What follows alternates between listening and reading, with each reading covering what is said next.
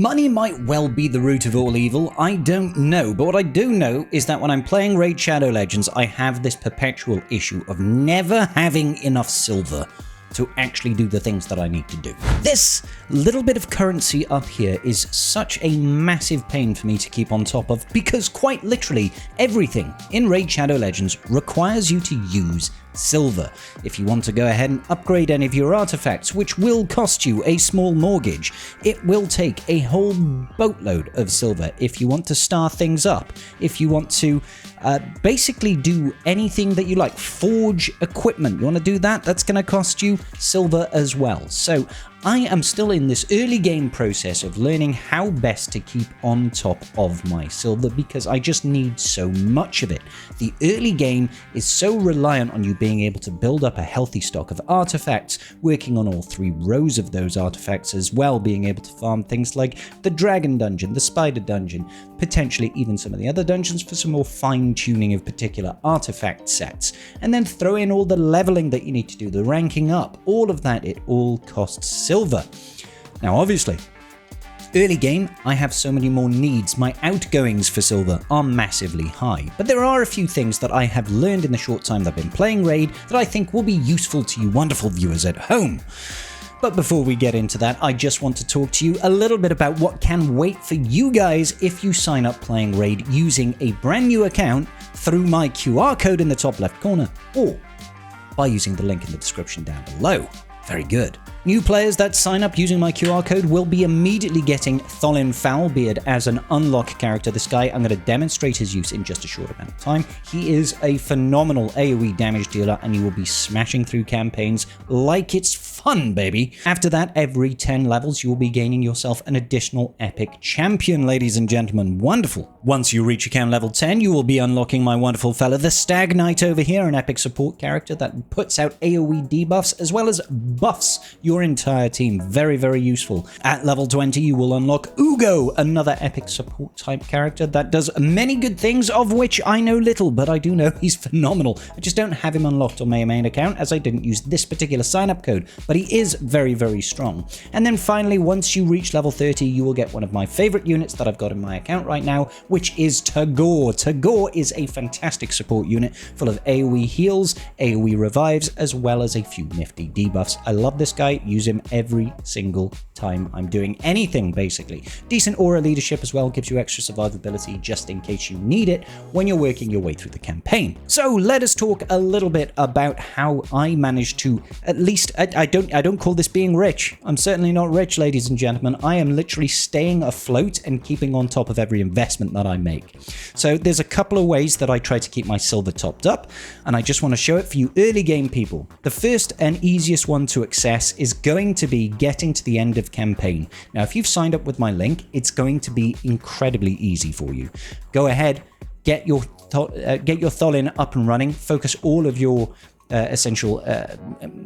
all of your food to get them up to 6-star level 60 as soon as possible. If you are using a promo code to get a legendary character, I do like Raid 7 to get Pelops. Pelops is phenomenal. You can use Wrath if you'd rather get Grand Oak Porik. He's another really solid support character, but I do really like Pelops. Pelops is amazing. And essentially, you will get through, try to go all the way to the end of Brutal. And in Brutal, the final stage, you want to try and on Brimstone Path over here, you have 2 options. Now, this is the best place for leveling up your food. So this is going to double dip with other things that you need to do in Raid. So whenever you are trying to build up additional food, or maybe there's a champion training event tournament going on, anything like that, this is kind of where you're going to be hanging out. Similarly, if you need to get yourself extra silver to spend on artifact upgrading, as there are often tournaments and events that are focused around investing in different artifacts, this is still somewhere that you might want to come if you need to get a little bit of extra silver. I will say that this is not the most efficient, but this is the lowest hanging fruit in my opinion. So what you'll do is you'll go into stage 3 over here. You've got Tholin, for example, and I'll throw in Pelops over here, and you're just going to go in and put this on, just let it run.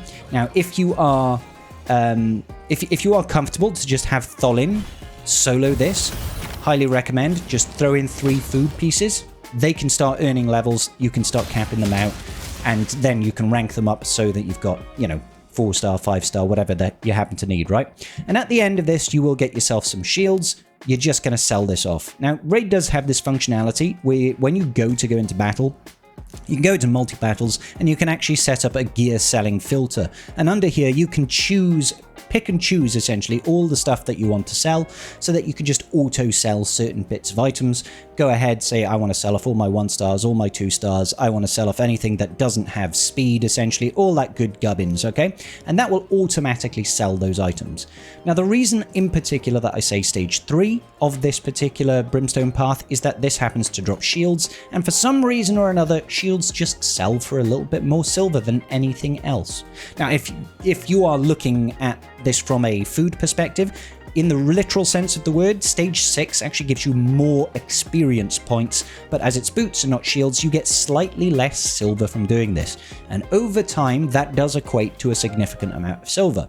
So use your best case judgment on this. Do you want the more silver, or do you want to be getting yourself some additional experience points? Alrighty, so that is the quickest and easiest way to try and keep on top of things, whilst also double dipping and being able to build up your various food items so that you can keep ranking up your units. Easiest one to achieve. Now, after that, if you want to go a step further and earn a little bit more gold, and also, or silver in this case, and also potentially get yourself some gear, Dragon's 20 is usually the next stage in this sort of progression system, as it were. Being able to go in on Dragon's 20 has a number of benefits. Let's just throw this in so much as, especially during the early game, you desperately need a whole host of gear or equipment, artifacts, whatever we want to call them, to actually bulk out your roster. Because your characters without the proper level of equipment just do not do anything. Even if they are 6-star and level 70, 60 and all this sort of good business, they're still not going to be any good unless you have good artifacts. Dragon 20 doesn't give you the best sets from what I gather, but being able to get things like accuracy sets and speed sets are still vitally important. You can see over here how my equipment, my stars, my red stars, all that sort of good business is not exactly optimized just yet. As you can see, I'm very much learning the game and building out my roster, but even so, I was able to get to this sort of point where I can have Dragon on farm pretty reliably quite quickly by using, you know, Tholin and Tagore and Pelops and stuff like that. Obviously, they're not all in this setup at the moment, and there are definitely better units that you can use. And there you have my pitifully slow 3 minutes and 45 seconds run of the Dragon, even though it was my best so far. But ultimately, it doesn't actually matter how long it takes you to do it. If you have it left on background auto battle, you can still build up all of these artifacts over time, and then you can look to sell. Now, in my position, even for stuff like this, I'm not going to sell speed boots. I'm still going to upgrade something like this. But if anything I get doesn't happen to have speed secondary, or if it's a speed boot, if it's boots and it doesn't have speed on the primary, like this one, it's just an immediate sell, and you're getting yourself a little bit of silver. You do that over time during events, you're going to build it up massively. Now, the stage up from that is to do the exact same thing, but you're doing it against the Spider boss. The Spider gives us those level 3 artifacts, essentially, or those third row of artifacts. And these sell for like 3 times more. 3 times more. I'm using Pelops in this setup to really give me the advantage over here. We're using a burn setup over here. So every time the little baby spiders are going to attack my Pelops when he's taunting, they're all getting that HP burn, and every time they take a turn, they're going to be burning the spider boss over time. This is a really decent way of getting it done. It isn't, you know, it's not ideal. It's not like Cold Heart. If you get really lucky and you pull a Cold Heart with your Void Shards, then more power to you. I still have not yet got Cold Heart, and it really hurts me to my very soul, because it would make my life so much easier. I've also got, I can't remember his name now, the wolf down there. He basically lets me take reduced damage, essentially, from poisons, and does happen to have a cleanse as well. I found this was, like, really, really valuable when I'm looking to just survive a little bit more with my Pelops. Tagore obviously is there to give my team a little bit more hit points from his aura, and that works well with Pelops because Pelops' shield is based on his max health and damage is based on max health and all that good business. Now you can see that the spider boss does actually go around and destroy all of the little spiderlings and heals up, so this battle does take a whole lot of time. Obviously, the more developed your roster becomes, the longer you play, the easier this sort of thing does become over time. But as it stands right now, I just have to take what I can get, basically. I was lucky enough to pull a Lysandra, and I do quite like Lysandra for her ability to strip turn meter. So if we can stop the spider boss essentially from taking too many turns, that does make it a little bit easier for me to let the spiderlings essentially do their work. You can see how they're sort of gunning down the boss as we speak. The less turns he takes, or she takes, the less turns she'll have to eat all of her spiderlings, the more time they get to have their HP burn and basically destroy the boss. Like I said, does take a little bit of time, but once you've got it down, you can just put it on auto battle in the background and forget about it. Now, we did lose Pelops there. I'm hoping that we're going to have a revive come out of Tagore any second now, and that will make my life a lot easier. We might actually get the burn through from the spiderlings. Is that actually... We don't even need him. Who even needs Pelops at the end of the day when the spiders just burn each other? Okay, so for example, you've got this Ogren Tribe's ring here. It's got no speed on the secondary. Maybe you're in a position as well that you just simply don't need these artifacts anymore. Selling it for 55,000 silver is really huge. Not bad at all. Over here, once again, no speed secondaries, so don't care if you're just going to sell it.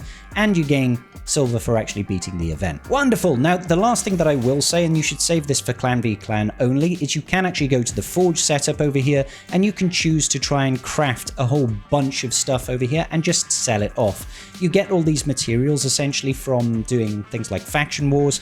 I only recommend you do this whilst Clan v Clan is on because you gain a ton of points. You can craft it multiple times if you've got the resources to do so, and then typically speaking, you can sell it for more than the cost of crafting it. And you might get some stuff that's actually quite useful to you. So consider that as well. Alright then, ladies and gentlemen of the tribe, thank you so much for joining me. Hopefully you learned something and maybe you can give me some advice as well. I'm still very much new to Raid, still learning the ropes, and I could do with any bit of guidance that you've got. Don't forget, if you do want to join in, scan the QR code or use the link in the description to get yourself a really solid head start to the game.